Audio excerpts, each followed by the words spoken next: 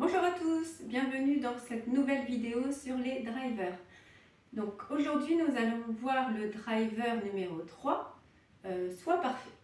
Donc pour ceux qui n'ont pas vu les autres vidéos, rassurez-vous, vous pouvez les regarder dans le désordre, ça n'a pas d'importance. Par contre, si vous voulez savoir ce que c'est qu'un driver, donc message contraignant en langage coach, vous pouvez regarder la toute première vidéo intitulée les drivers pour vous expliquer en quoi ça impacte en fait votre quotidien, vos décisions, etc.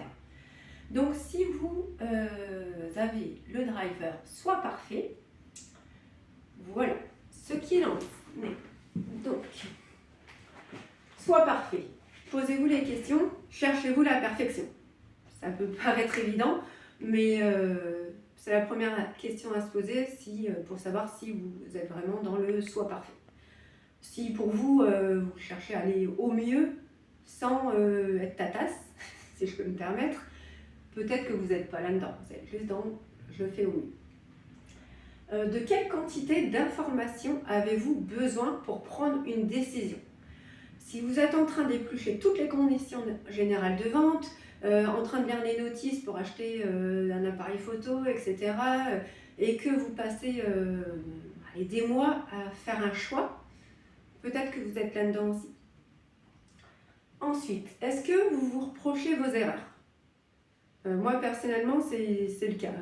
Moi, je suis un tri soit parfaite. Je travaille tous les jours pour ne pas justement être dans l'excès. Et oui, quand je fais une erreur, je me dis j'aurais dû le savoir. Bah oui, t'as pas assez. Pour le coup, j'ai pas assez réfléchi. Peut-être que j'avais pas pris assez d'informations. Ou peut-être que si, parce que tout le monde fait des erreurs. Donc c'est normal de faire des erreurs. Donc, si vous vous reprochez vos erreurs, peut-être que vous êtes vraiment dans le soit parfait. Et comment communiquez-vous avec les autres? Est-ce que vous êtes tout le temps dans la précision de ce que vous dites?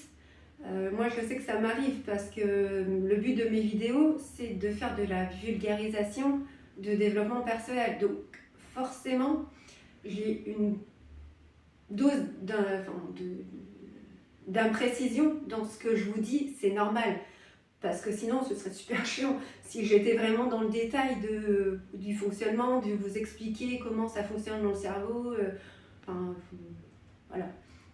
Donc, c'est pas la peine. Mais si vous vous sentez obligé d'être précis vraiment dans ce que vous dites, voire même de reprendre les autres quand ils ne le sont pas, vous êtes probablement drivé par le soi parfait.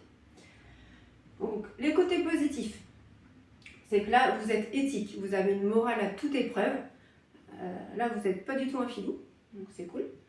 Vous êtes super compétent, ça c'est cool aussi. Organisé et vous ne laissez rien au hasard. Donc, tout est programmé.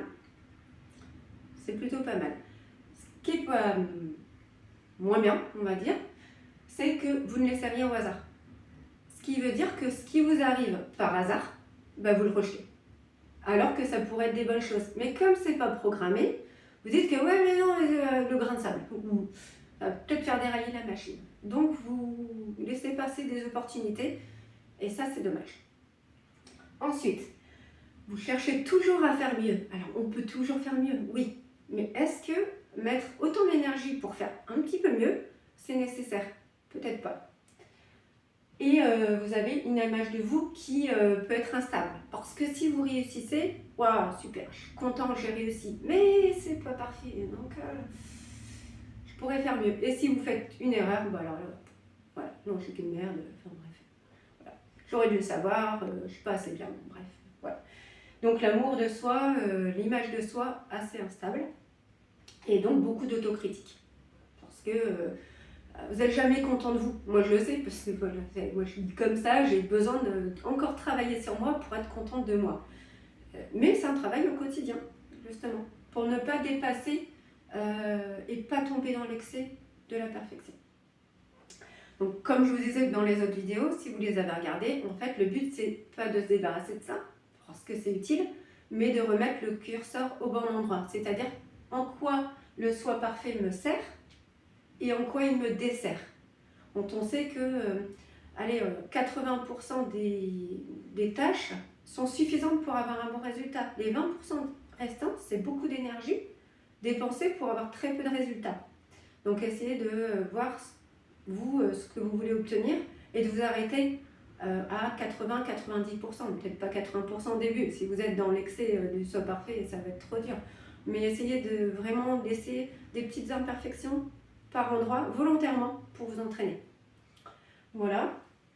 Et puis la perfection n'existe pas, vous le savez très bien, je le sais, ça n'empêche pas d'essayer de l'atteindre parfois, mais il ne faut pas que ça en soit maladif et il ne faut pas non plus que ça impacte trop votre entourage, parce que soit parfait, ça peut être très lourd à gérer pour les autres, et voilà, et ça peut vous rendre malheureux, alors que normalement, ça devrait vous rendre heureux si vous mettez le curseur au bon endroit. Voilà, on se retrouve la fois prochaine pour le 4e message contraignant. Donc à bientôt!